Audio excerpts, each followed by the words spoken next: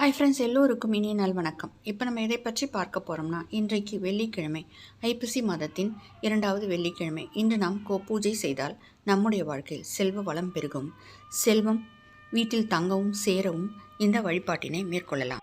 ரிஷிகளும் முனிகளும் 30 முக்கோடி தேவர்களும் மகாலட்சுமியும் கங்கையும் இந்த கோமாதாவின் வடிவில் இருப்பதாகவும், நாம் இந்த கோமாதாவை வழிபட்டால் நிச்சயமாக நம்முடைய வாழ்க்கையில் செல்வம் பெருகும்.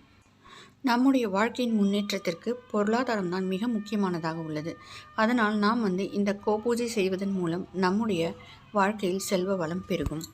நாம் எப்படி இந்த பூஜையை மேற்கொள்வது என்றால், அருகில் கோவில் இருந்தாலோ கோசாலை இருந்தாலோ நாம் அங்கு சென்று நம் பசுமாட்டிற்கு நாம் மஞ்சள் குங்குமம் இட்டு அதற்கு நெய்வேத்தியமாக நம்மால் முடிந்த பழங்களை கொடுக்கலாம். அதாவது வாழைப்பழம், பிறகு பச்சரிசி மாவு, வெல்லம் கலந்த பச்சரிசி மாவு கொடுக்கலாம்.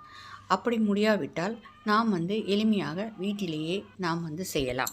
எல்லோர் வீட்டின் அருகிலும் பசுமாடும் இருப்பதில்லை, கோசாலையும் இருப்பதில்லை. அதனால் நாம் எளிமையாக நம் வீட்டிலேயே, அதாவது கோமாதாவின் படம் இருந்தாலோ அல்லது அந்த பசுமாட்டின் சிலை இருக்கும், அது கன்றோடு கூடிய சிலை இருக்கும், அதை வாங்கி வைத்து நாம் எளிமையாக வழிபடலாம்.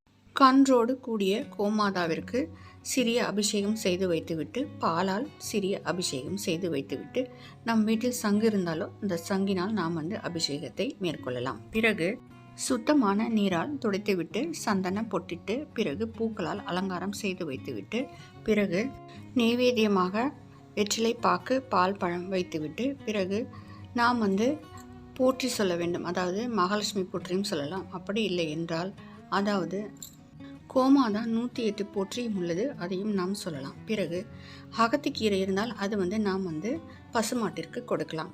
அதாவது நம்முடைய தோஷங்கள், ஏதாவது நமக்கு தோஷங்கள், பாவங்கள் நம்மை விட்டு விலகும். அதே மாதிரி சனி பகவானின் ஆதிக்கம் இருந்தாலோ, அஷ்டம சனி அது மாதிரி இருந்தால் கூட அதனுடைய வீரியம் நமக்கு குறையும் என்று சொல்கிறார்கள். இந்த கோபூஜையை நாம் காலை நேரத்திலும் செய்யலாம், பிரம்ம முகூர்த்தத்திலும் செய்யலாம், அல்லது மாலை நேரத்தில், அதாவது இந்த பிரதோஷ நேரத்தில் 4:30 முதல் 6 மணிக்குள்ளாரவும் நாம் செய்யலாம். அப்படி இல்லைனா வெள்ளிக்கிழமைகளில் செய்யும்போது ஓரை டைம்லையும் செய்யலாம். ஃப்ரெண்ட்ஸ், இந்த பூஜையை வியாழன், வெள்ளி அந்த மாதிரி நாட்களில் நம்ம செய்யலாம். நம்முடைய செல்வ வளம் பெருக நாம் வாரம் செய்யலாம், அல்லது 9 வாரம், 11 வாரம் என்று கூட நாம் இந்த பூஜையை வழிபாட்டினை மேற்கொள்ளலாம். ஃப்ரெண்ட்ஸ், இந்த பூஜையை செய்து மகாலட்சுமியின் அருளும் பிறகு கோமாதாவின் அருள் ஆசையும் நாம் பெறலாம். ஃப்ரெண்ட்ஸ், இந்த வீடியோ பிடிச்சிருந்தால் லைக் பண்ணுங்கள், ஷேர் பண்ணுங்கள், கமெண்ட் பண்ணுங்கள், சப்ஸ்கிரைப் பண்ணுங்கள். Friends, thank you.